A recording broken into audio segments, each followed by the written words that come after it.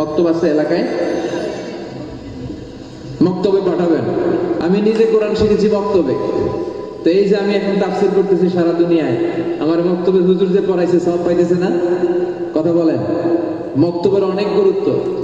মক্তবে যে ছোটবেলা বাচ্চারা যেটা শিখে এটা কোনোদিন ভুলে না, ঠিক কি না? কারণ ছোটবেলায় বাচ্চার হৃদয়ে যেটা ঢুকায় দিবেন ওইটাই ও শিখবে।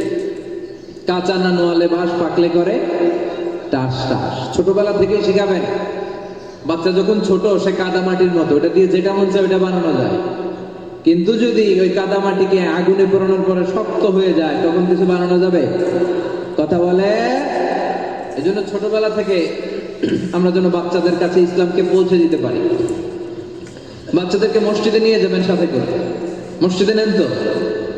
অনেকে আবার মুরব্বীরা বাচ্চাদেরকে মসজিদে দেখলে রেগে যায়। বাঁশখালীতে এগুলো নাই? মুরব্বী চাচারা বাচ্চাদেরকে মসজিদে দেখলে রেগে যাবেন না।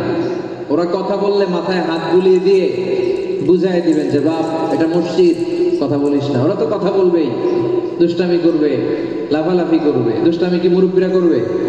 80 বছরের বুড়া যদি লাফায় কেমন দেখা যাবে? খারাপ দেখা যাবে।